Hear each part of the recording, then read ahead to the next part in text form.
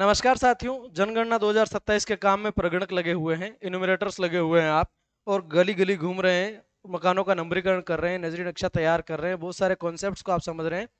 Field में आप बहुत सारे ऐसे मकान देखेंगे जहां आप कंफ्यूज हो जाएंगे कि इसको मुझे खाली दर्शाना है या मतलब वेकेंट दर्शाना, मतलब खाली दर्शाना है या क्लोज्ड दर्शाना है। वेकेंट और क्लोज्ड में आप कहीं न कहीं कंफ्यूजन की स्थिति अगर आपके साथ बन रही है तो ये वीडियो आपके काम का है। शुरू करते हैं आज की वीडियो को साथियों। चैनल पर नए हैं तो रिक्वेस्ट हर बार की तरह सब्सक्राइब करें, बेल आइकन को प्रेस कर दें। आप सभी के अगर कोई डाउट्स हैं, कंफ्यूजन है, तो वो आप कमेंट बॉक्स में डालें। उनको रेगुलरली मैं लाइव सेशन के माध्यम से और वीडियोस के माध्यम से उन कमेंट्स को कवर कर रहा हूँ। और आप लोगों के सेटिस्फेक्शन का लेवल जो कि 95% से ऊपर है ना, वो मेरे को देख के अच्छा लगता है कि चलो कम से कम आप लोगों की हेल्प हो रही है। तो शुरू करते हैं आज की वीडियो को। सबसे पहले देखते हैं साथियों कि बंद मकान किसे माना जाए। पहला पॉइंट, पॉइंट नंबर 1, बंद मकान वो है जो सामान्यतः जिसमें कोई व्यक्ति रहता है लेकिन अभी नहीं पाया गया। यानी कि एक व्यक्ति या एक परिवार जो एक मकान के अंदर रहता है, लेकिन जिस दिन आप जनगणना करने के लिए गए, जिस दिन उस घर के यहाँ पे आप गए, तो आपको पता चला कि उस दिन लोक लग रहा था। उस दिन लोक लगने का मतलब वो लोग कहीं सामाजिक प्रोग्राम में हिस्सा लेने गए हों, वो लोग कहीं घूमने गए हों, वो लोग अपने कहीं रिश्तेदारों के यहाँ गए हों, वो लोग किसी और कारण से बाहर गए हुए कुछ टाइम के लिए, सप्ताह भर के लिए, 15 दिन के लिए, महीने भर के लिए। सामान्यतः वो यही रहते हैं। ठीक है। मान लीजिए कोई परिवार है जो घूमने के लिए चला गया, मान लीजिए, यानी कि वो लोक करके गया। तो ऐसी स्थिति में आपको इसको बंद दिखाना है, ऐसी स्थिति में आपको इसको बंद दिखाना है।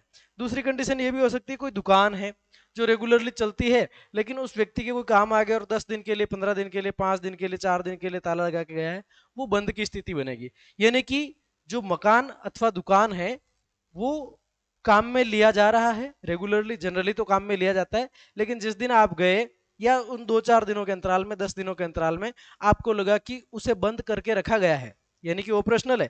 जैसे कि आप समझे कि एक स्कूल है ना। अभी स्कूलों की अगर हम बात करें तो स्कूल की जनगणना का मामला में नहीं है, पर दूसरा एक एग्जाम्पल के लिए समझा रहा हूँ। अपना स्कूल है मान लीजिए, और 3 दिन की छुट्टी हो गई साहब, तो वो स्कूल खाली कहलाएगा कि बंद कहलाएगा? वो बंद कहलाएगा। जनरली वो ऑपरेशनल है लेकिन अभी काम में नहीं आ रहा है ना। तो आप ये समझ सकते हैं। मान लीजिए कोई बहुत बड़ी दुकान है लेकिन उस व्यक्ति की फैमिली में मौत हो गई, 12 दिन के लिए उसने बंद कर रखी है। अब वो बंद है या खाली है, तो वो बंद की स्थिति में आएगी। ठीक है। तो यहां पर आप बंद का, क्लोज का मामला समझ गए हैं कि किसी कारण से उसे बंद करके रखा गया है, बाकी वो ऑपरेशनल है, बाकी वहां पर लोग रहते हैं, या बाकी वहां पर पशु बनते हैं, या बाकी वहां पर दुकान चलाई जाती है, या बाकी वहां पर कोई वर्कशॉप है, बाकी वहां पर कोई गैरेज है, फिलहाल के लिए बंद है। तो इसको अपन को बंद की श्रेणी में डालना है। अब इसमें है क्या सर? बंद की श्रेणी में डालने का मतलब इसकी एंट्री बाद में, इसकी एंट्री बाद में, क्योंकि 1 महीने तक अपना एचएलओ का फेज चलेगा। तो बाद में उस संबंधित व्यक्ति के वहां आ जाने पर, वो ताला खोल देने पर, वहां की जानकारियां लेकर के जानकारियों को फिल किया जा सकता है। इसलिए उसको अपन क्या रखेंगे? क्लोज में रखेंगे, इसको बंद में रखेंगे। वेकेंट की स्थिति क्या बनती है? मान लीजिए कहीं कोई खंडहर है, खंडहर है, इसलिए वहां पर उसे कोई उपयोग नहीं किया जा रहा। ठीक है। वो खाली की स्थिति में कहलाएगा, है ना। निर्माणाधीन है, निर्माणाधीन, निर्माणाधीन में भी कौन सा? जिसकी चारों दीवारें बन गई है और छत बन गई है और अभी उसका काम चल रहा है, उसको क्या माना जाएगा? खाली माना जाएगा। ध्वस्त करने का वेट कर रहे हैं कि यार बड़ी जीर्ण शीर्ण हालत में है और उसको बुलडोज करना है, ठीक है, उसका वेट कर रहे हैं। ठीक है। या किसी और कारण से आप यूं समझिए कि उसमें परमानेंटली न तो कोई रहता है, न वो किसी अन्य उपयोग में आता है। अब उसे अपन डालेंगे खाली की श्रेणी में। ठीक है। या किराए देना है, या किराए देना है, किराया देना है ना। तो ये जो चीजें हैं ये वेकेंट की स्थिति में चली जाएगी, और इनमें इन फ्यूचर भी एंट्रीज करने की संभावनाएं न के बराबर रहेंगी। ठीक है। तो खाली के अंदर क्या आएगा? वो भवन जो न तो उपयोग किया जाता है न उपयोग किया जा रहा है। आपको लगा कि आप जैसे ही घर के वहां गए, आपको देखा कि जाड़े लटक रहे हैं, बहुत बुरी कंडीशन है, और देख करके लग रहा है कि ना उसमें कोई आता है ना जाता है, वो यूज ही नहीं होता। उसको क्या दिखाना है साथियों? खाली दिखाना है, उसे बंद नहीं दिखाना है। खाली का मतलब ये है वो खंडहर है, निर्माणाधीन है, गिरने जैसा है, किराए पे देना है, या किसी अन्य और कारण से भी। अब इनमें एंट्री जब आप करेंगे तो बंद है, तो बंद की तो एंट्री क्लियर हो गई, जैसे आपने लॉक किया बस मामला खत्म। मोबाइल नंबर मांगे है तो दे दो, नहीं तो कोई बात नहीं। पर जैसे आप खाली की एंट्री करेंगे तो इसमें आपसे क्या पूछता है? Enter actual use, enter actual use, यानी कि वास्तविक उपयोग दर्ज करें। तो वहां पर आपको लिखना है, जैसे आप वैकेंट सेलेक्ट करते हो तो वहां लिखना है खंडहर है, या वैकेंट तो निर्माणाधीन है, इज बीइंग कंस्ट्रक्टेड, या अंडर कंस्ट्रक्शन, या ध्वस्त करना है, या टू लेट किराए पे देना है, वो चीज आपको मेंशन करनी रहेगी। तो ये डिफरेंस था है आपके बंद में और खाली के अंदर, ठीक है। फिर बात आती है संस्थागत के मामले में। अगर आप क्वेश्चन 7 को ध्यान से देखें तो क्वेश्चन 7 में जो खाली वाला ऑप्शन है साथियों, वो मुख्य ऑप्शंस के साथ में दे रखा है, जबकि क्लोज वाला ऑप्शन आपको बाद में मिलता है। संस्थागत के मामले में क्या है, संस्थागत के मामले में क्या है, सरकारी अथवा निजी वो भवन, सरकारी अथवा निजी वो आवासीय भवन, वो रेजिडेंशियल बिल्डिंग है ना, जिसका रजिस्ट्रेशन हो रखा है, जिसका रजिस्ट्रेशन हो रखा है, इसको अपन संस्थागत मानेंगे, इसको अपन संस्थागत मानेंगे। आप यूं मानिए एक व्यक्ति है, वो समाज सेवा का शौकीन है, और उसने एक कोचिंग सेंटर खोल रखा है।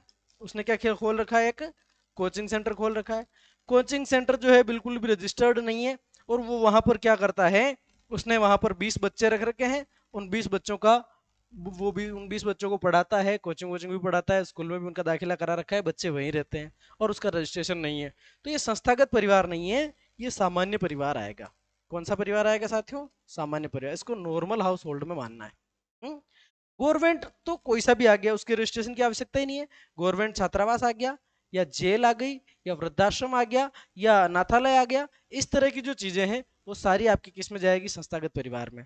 और इस मामले में कोई भी परिवार संख्या आवंटित नहीं होगी, कोई भी परिवार संख्या आवंटित नहीं होगी, ठीक है।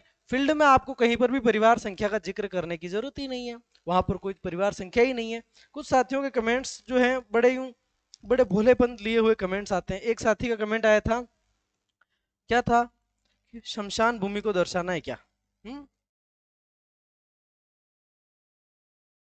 शमशान भूमि को दर्शाना है क्या। वैसे शमशान पूरा होता है हिंदी के लहजे से देखे तो, शमशान भूमि को दिखाना है क्या, तो वो नंबर देना है क्या। तो शमशान भूमि को मैप के अंदर दिखाना जरूर है, नंबर नहीं देना है। दिखाना क्यों है, वो एक लैंडमार्क है। नंबर क्यों नहीं देना है, निर्माण नहीं हुआ, छत नहीं पड़ी हुई, दरवाजे मतलब उसके ऊपर दीवारें नहीं बनी हुई, तो ये कंडीशनिंग इसके अंदर रहती है। तो संस्थागत में, बंद में और खाली में ये आपके डिफरेंसेस रहेंगे। आपकी सबसे लंबी एंट्री की अगर बात करें तो आवासीय सामान्य जो परिवार है उसकी एंट्री सबसे लंबी, because you have to answer all 34 questions in this case. बाकी आपकी दुकान है या कुछ है। एक सबसे जोरदार ऑप्शन है आपका क्वेश्चन नंबर 7 का, क्वेश्चन 7 का ऑप्शन 9 है ना। इसको लेकर के मैं कल एक वीडियो डालूंगा, आप उसको समझना बहुत अच्छे से, बड़ा काम का ऑप्शन रहेगा आपके। तो कुल मिलाकर के बंद में और खाली में आपको कहीं भी कंफ्यूज होने की आवश्यकता नहीं है। बंद वो है जिसे बंद रखा गया है, बाकी वो ऑपरेशनल है, यानी कि 7 दिन बाद 10 दिन बाद वापस चालू हो जाएगा। खाली वो है जो पढ़ाई है ना। खाली है जो न तो उपयोग किया जा रहा है, ना उपयोग किए जाने की मंशा है, संभावना है, मंशा नहीं है, ठीक है। तो ये स्थिति आपकी रहेगी। तो आज के वीडियो में बस इतना ही। थोड़ी थकान भी है, धूप में बहुत ज्यादा आज मैंने भी नंबरिंग करना काम किया था, तो कुछ स्थितियां हैं अपने साथ में। बाकी इस वीडियो को यहीं पे बंद करते हैं, नेक्स्ट वीडियो में मिलेंगे, तब तक के लिए आप सभी का बहुत बहुत धन्यवाद। Thank you so much.